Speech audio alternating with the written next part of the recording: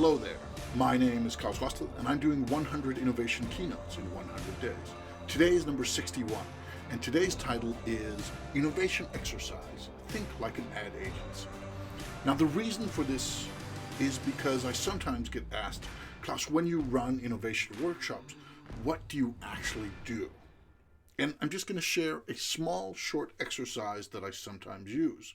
Now, this is not that it's all of what I do. It's not something I do every time. It's just to give an example of what can an innovation exercise look like in very, very simple format. So here it is. You find a simple picture online, a nice picture, something that you like, something that's like, this excites me. It can be a random picture as long as you find it interesting. And then you use it to create commercials. Could be like this. This is a picture I found while I was putting this together. And here I think, I like this picture. I like ships. I think it's a nice sunset. There's this historical sailing ship there. And then, okay, what kind of pops to mind? Well, one obvious thing could be Tortuga rum, the only legal way to enjoy a taste of piracy. Or Corsica, the hidden gem of the Mediterranean.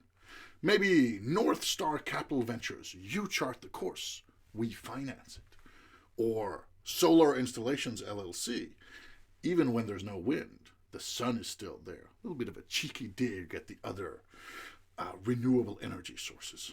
Or how about Patterson and Duckert marriage counselors? Just because it looks like the ship has sailed, it doesn't mean it's too late. It can be cheesy, it can be fun, it can be off the cuff, it can be irreverent. It doesn't have to be like your best creative work ever. It doesn't have to be the thing that you think, if I worked in a real ad agency, I would bring this to a client with a solid price tag. No, this is fun. This is an exercise. Now, why do we do this? It works really well as a warm-up. So imagine you're in a group and you are looking to crack some sort of problem.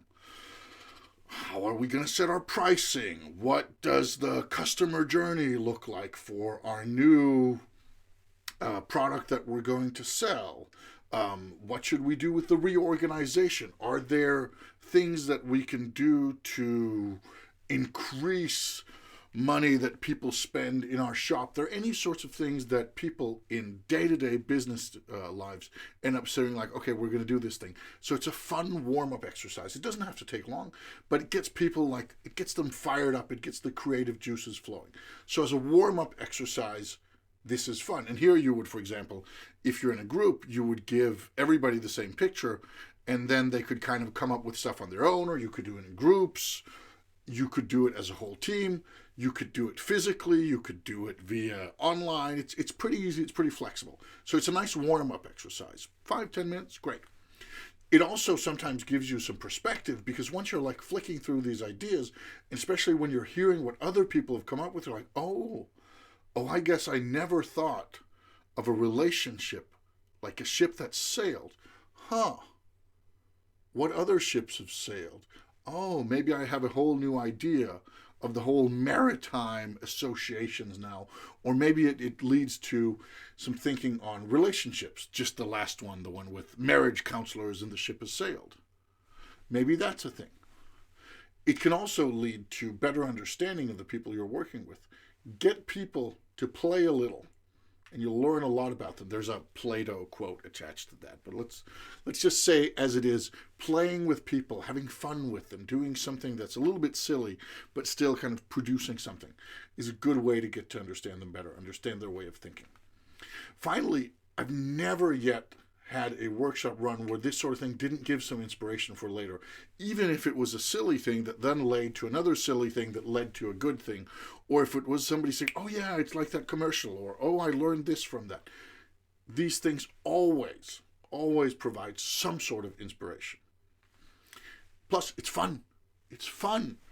And one of the things that we are sorely lacking in today's digital, hyper-efficient, corona-driven world of business is fun.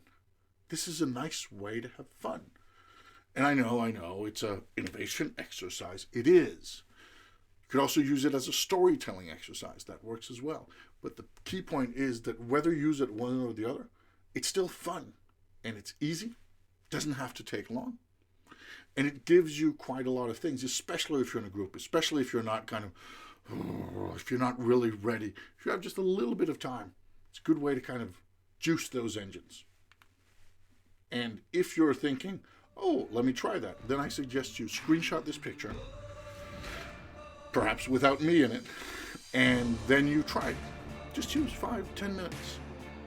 See what you get out of it. You might even learn something. You might even get inspired. You might even